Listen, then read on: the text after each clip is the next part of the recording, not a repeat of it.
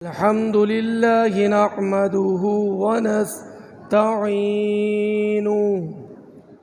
ونستغفره ونؤمن به ونتوكل عليه.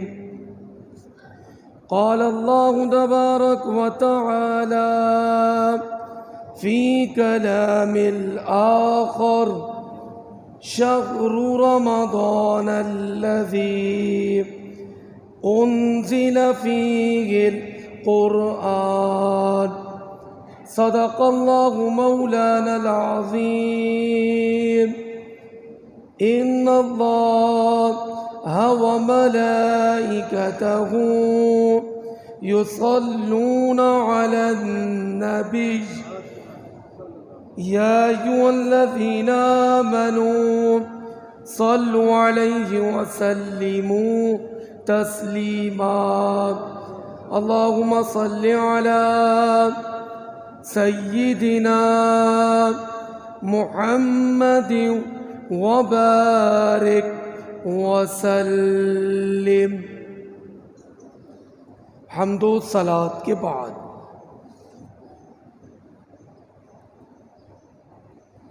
رمضان المبارک کا مبارک مہینہ اور شروع ہی ابتدائی دنوں میں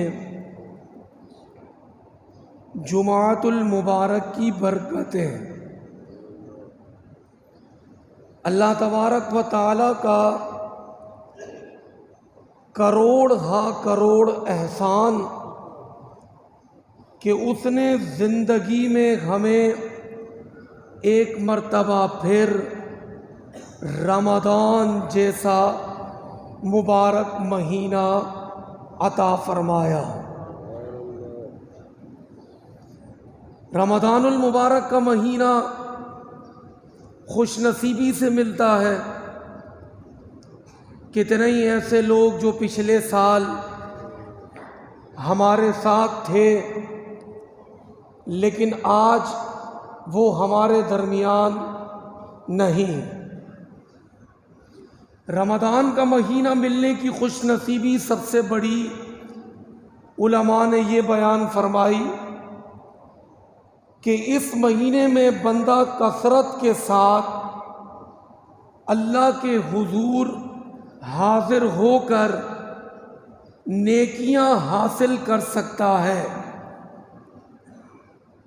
اور یہ وہ مہینہ ہے جس میں قرآن کا نزول بھی ہوا. شہر رمضان الذی انزل فیہ القرآن. رمضان کا مہینہ جس میں قرآن اتارا گیا. ھدی للناس، لوگوں کے لیے ہدایت، وبینات، اور رہنمائی، من الہدی والفرقان، اور فیصلے کی روشن باتیں.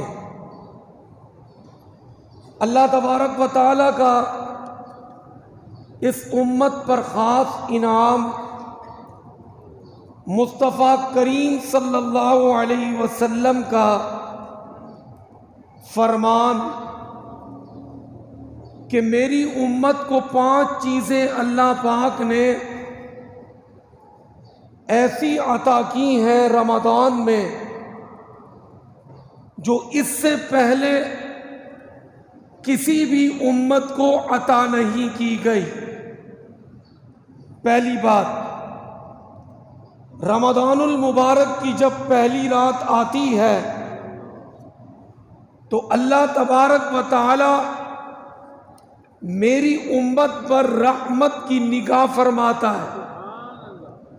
سبحان اللہ تو کہہ رہے ہیں، کیونکہ امت میں ہم بھی تو ہیں.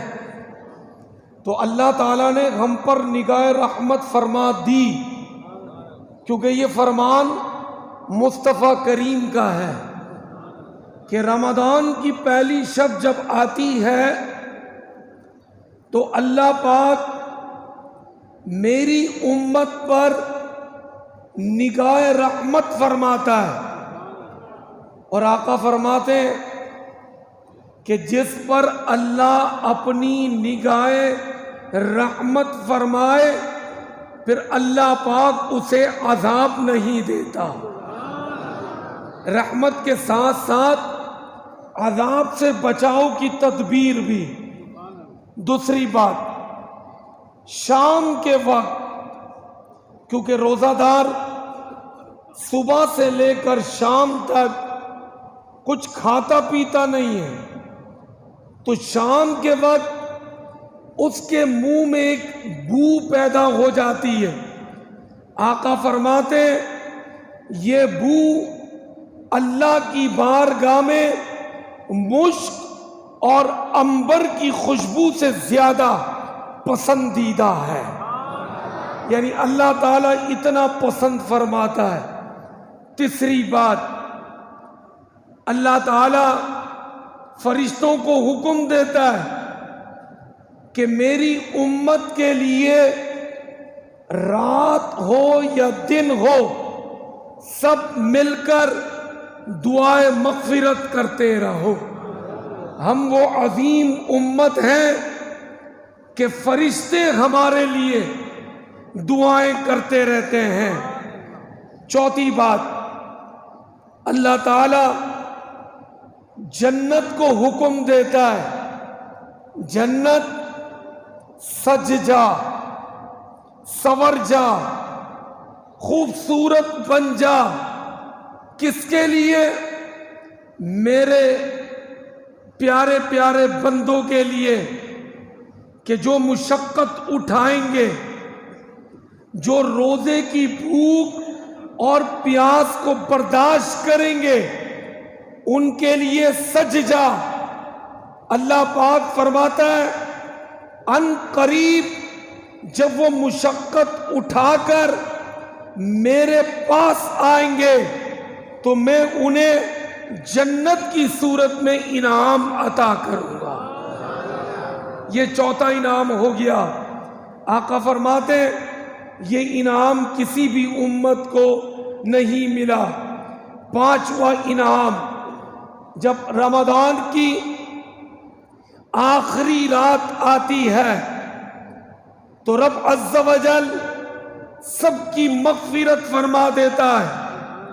قوم میں سے ایک شخص کھڑے ہوئے، یا رسول اللہ صلی اللہ علیہ وسلم کیا یہ لیلۃ القدر ہے؟ ارشاد فرمایا نہیں. کیا تم جانتے نہیں کہ جب مزدور اپنی مزدوری کر لیتا ہے تو پھر اس کو اجرت دی جاتی ہے. لہذا جو رمضان میں اللہ کو راضی کر لیتا ہے تو رمضان کی آخری رات اسے تحفے میں رب تعالی مغفرت کا پروانہ عطا کر دیتا ہے. یہ 5 خصوصیات فرشتے ہمارے لیے دعا کر رہے ہیں. منہ کی بو اللہ کو مشک سے زیادہ پسند، خود رب کی ذات ہم پر رحمت کی نگاہ فرما رہی ہے، اور جس پر نگاہ ڈل جائے پھر اسے عذاب نہیں ملتا.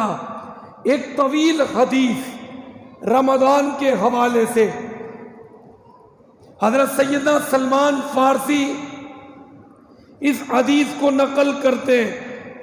فرماتے ہیں شعبان کے آخری دن تھے. آقا کریم نے فرمایا لوگوں تمہارے پاس عظمت والا مہینہ آیا. یہ وہ مہینہ ہے اس میں ایک رات ایسی ہے جسے لیلۃ القدر کہتے ہیں. یہ رات 1000 مہینے سے بہتر ہے. اس ماہ مبارک کے روزے اللہ تعالی نے فرض کیے ہیں. اس میں رات کا قیام یعنی تراویح سنت ہے، جو اس میں نیکی کا کام کرے یعنی نفل ادا کرے، ایسا ہے کہ اس نے فرض ادا کیا۔ جس نے فرض ادا کیا ایسا ہے کہ اس نے 70 فرض ادا کیے۔ ابھی جیسے ایک جمعہ پڑھیں گے تو یہ ایک جمعہ نہیں، 70 جمعوں کا ثواب ملے گا۔ پچھلا جمعہ پڑھا، ایک کے بدلے ایک جمعہ تھا، لیکن اب یہ جمعہ رمضان میں آیا تو ایک جمعہ 70 جمعوں کے برابر ہو گیا۔ آقا فرماتے یہ مہینہ صبر کا ہے، اور سنو صبر کا بدلہ میں نے جنت رکھا ہے، تم صبر کرنا۔ روزہ رکھنے کے بعد بھوک بھی لگے گی، روزہ رکھنے کے بعد پیاس بھی لگے گی، لیکن تمہیں صبر کرنا ہے، تمہارا فائدہ ہے، اس کے بدلے جنت بھی میں نے رکھی ہے۔ آج بھوکا پیاسے کے ساتھ ساتھ بندے کو اپنے غصے پر بھی کنٹرول کرنا ہے۔ آپ دیکھتے ہوں گے روزے میں بڑے لڑائی جھگڑے ہوتے ہیں، اکثر گھر میں مرد حضرات بیوی پر، ماں پر، بہن پر، باغر چلتے چلتے ہر بندے کو جلدی ہوتی ہے، ٹریفک میں تھوڑا 19-20 ہو گیا، لڑائی جھگڑے۔ اور سب سے بڑی افسوس کی بات یہ کہ لڑائی جھگڑا کرتے کرتے بندہ آستین چڑھاتا ہے اور سب کچھ بول دیتا ہے، اور پھر کیا کہتا ہے میرا روزہ ہے ورنہ میں بتاتا۔ بول سب دیتا ہے لیکن پھر بھی بیچ میں روزے کو رکھتا ہے، کہتا میرا روزہ ہے ورنہ میں بتاتا۔ تو خدا را روزہ عملی رکھنا ہے، صرف بھوکا پیاسا نہیں، آنکھوں کا بھی روزہ رکھنا ہے۔ ان آنکھوں سے بے حیائی نہیں کرنی، کانوں کا روزہ رکھنا ہے، کانوں سے کوئی گندی چیز نہیں سننی۔ زبان کا روزہ رکھنا ہے، زبان سے کوئی بد گوئی، بد خلاف شریعت کے کوئی کام نہیں کرنا۔ ہاتھوں کا بھی روزہ، ان ہاتھوں سے کسی کو کوئی تکلیف نہ پہنچے۔ پیروں کا روزہ، روزے کی حالت میں ان پیروں سے کوئی غلط جگہ پہ قدم نہ بڑھے۔ عموماً ٹائم نہیں نکلتا، موبائل پر گیم کھیلا جا رہا ہے، ٹائم نکل جائے گا۔ عملی طور پر ٹی وی کھول کے بیٹھ گئے، فلم دیکھی جا رہی ہے کہ چلو 2.5-3 گھنٹے اس میں نکل جائیں گے۔ خدا را عملی روزہ رکھنا ہے تاکہ جسم میں فائدہ ملے، روحانیت ملے۔ ہم عملی طور پہ کام نہیں کرتے، ہم اوپر کرتے، نتیجہ کیا نکلتا ہے؟ رمضان کے بعد وہیں جا کر کھڑے ہو جاتے ہیں جہاں 29 شعبان کو ہم کھڑے تھے، پورے مہینے محنت کی، کچھ فائدہ نہیں ہوا۔ کیوں؟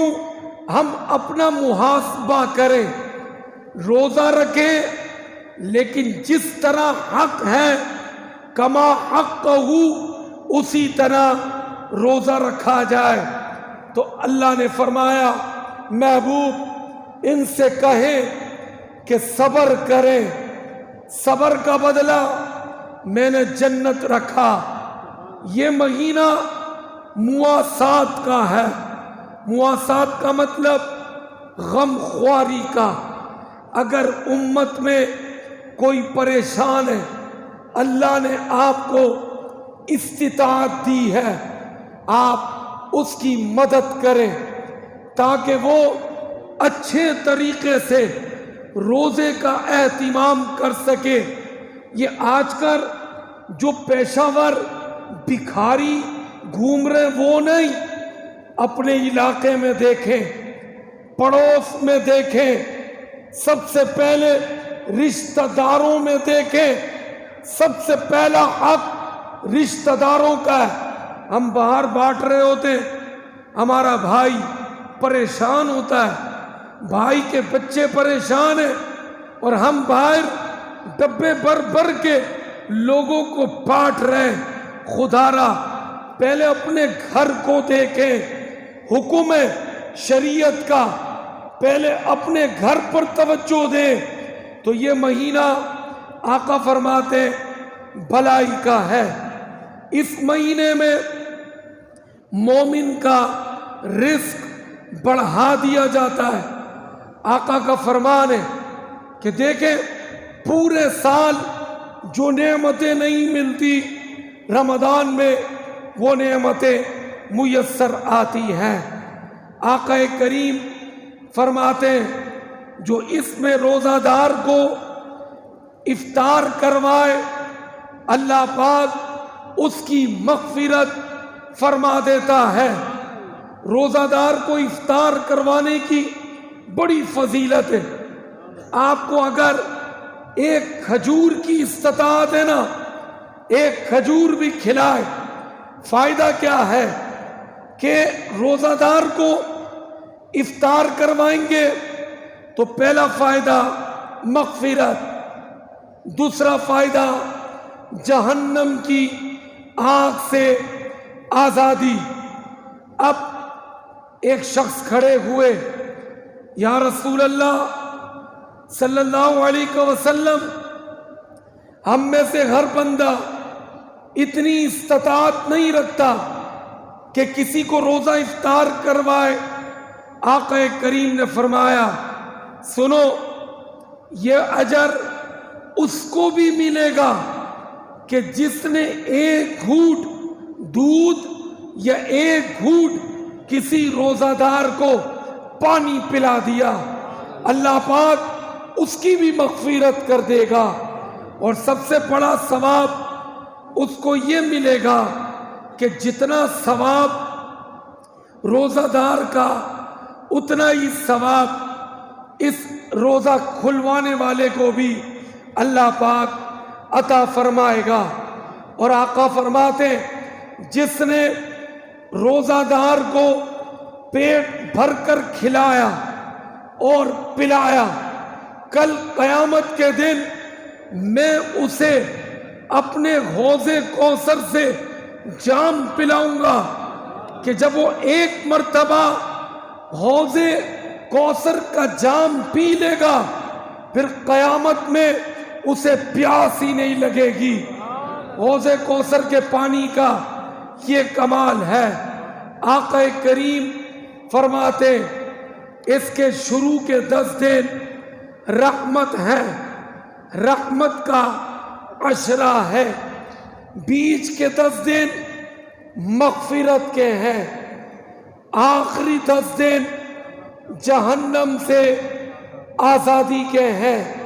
تو پیارے پیارے بھائیوں، رحمت کا عشرہ شروع ہے، رحمت کے دروازے کھلے ہیں، اور ویسے ہی جب رمضان آتا ہے تو جہنم کے دروازے بند ہو جاتے ہیں، جنت کے دروازے کھل جاتے ہیں۔ رب خود ارشاد فرماتا ہے آؤ جنت لے لو، آؤ مغفرت لے لو۔ اور آقا کریم فرماتے جس نے اس مہینے میں اپنے ماتحت لوگوں پر رحم کیا، یعنی ملازموں پر، ان سے کم کام لیا، اللہ پاک ایسے بندے کی بخشش فرما دیتا ہے۔ آقا کریم کا فرمان اس مہینے میں 4 کام کثرت سے کرو۔ پہلا لا الہ الا اللہ، سب مل کے پڑھ لیتے ہیں، لا الہ الا اللہ، لا الہ الا اللہ۔ پہلا کام آقا نے فرمایا کہ رمضان کو پاؤ تو 4 کام کثرت سے کرو۔ پہلا کام کثرت سے لا الہ الا اللہ پڑھو۔ دوسرا کام استغفار، اٹھتے بیٹھتے اپنے گناہوں سے توبہ کرو، استغفر اللہ پڑھتے رہو۔ اسألک الجنہ، جنت کی دعا کرو، مالک ہمیں جنت عطا فرما۔ ونعوذ بک من النار، اور جہنم سے پناہ مانگو۔ 2 کام ذکر کرنے، لا الہ الا اللہ، استغفر اللہ، اور 2 دعائیں مانگنی ہے، جنت ملے، جہنم سے پناہ۔ یہ دعائیں ہیں، 4 کام کثرت سے کرنے ہیں۔ اور خوش نصیبی کہ افطار کے وقت ہر روز 10 لاکھ گناہگار بخشے جاتے ہیں۔ افطار کا وقت جب ہو دعا کیا کریں، کھانے پہ توجہ نہ دیں۔ ہماری توجہ کھانے کی پلیٹ پر ہوتی ہے کہ اس میں کھجور ہے یا نہیں ہے، اس میں سموسہ ہے یا نہیں ہے۔ کھانا پینا پوری زندگی کا ہے۔ افطار کے وقت دعا پر توجہ دی جائے۔ 10 لاکھ لوگ ہر روز بخشے جاتے ہیں، لیکن رمضان میں جب شب جمعہ اور روز جمعہ آتی ہے، جیسے کل مغرب سے لے کر آج مغرب تک ہر گھڑی 10 لاکھ گناہگار جہنم سے بخشے جا رہے ہیں۔ اللہ کریم سے دعا کرتے ہیں، مالک تو نے ہمیں رمضان دیا، تیرا احسان، مالک اس رمضان کو پا کر ہمیں اپنی مغفرت کروانے کی توفیق نصیب فرمائے۔ اپنی زندگی کا شیڈیول بنائے، اتنے بجے رات کو سونا ہے، پھر جب صبح اٹھے تو بہت اچھا ٹائم ہے سحری کے لیے۔ جب اعلان ہوتا ہے تو جب اٹھے فوراً صرف منہ نہ دھوئے، وضو کر لیں، 2 رکعت تہجد پڑھ لیں، پھر سحری کریں، فجر کی نماز پڑھیں۔ کام پہ نہیں جانا، آرام کر لیں، کام پر جائیں، قرآن پڑھنے کے لیے ٹائم نکالیں۔ کم از کم رمضان میں سب ایک قرآن ضرور خود اپنا ذاتی مکمل کریں۔ تراویح کی جماعت کی پابندی کریں، کیونکہ یہ دونوں عمل کل قیامت کے دن بہت کام آئیں گے۔ ایک روزہ، ایک تراویح۔ کل کسی برائی کی وجہ سے، گناہ کی وجہ سے اگر بندہ پھنس بھی جائے گا نا قیامت کے دن، تو آقا فرماتے روزہ آ جائے گا، رات کا قیام، تراویح آ جائے گی، وہ اللہ کلام کرنے کی توفیق دے گا۔ تراویح کہے گی، مالک رات کو یہ سویا نہیں، اس نے کھڑے ہو کر قرآن سنا، قرآن کلام کرے گا، مالک یہ مجھے سنتا تھا۔ آقا فرماتے قرآن کی سفارش قبول کر کے اللہ پاک اس بندے کی مغفرت فرما دے گا۔ تو روزے کی پابندی کریں، رات تراویح کی پابندی کریں، جتنا ہو سکے نیکیوں کو سمیٹیں۔ اللہ پاک ہم سب کو عمل کی توفیق نصیب فرمائے۔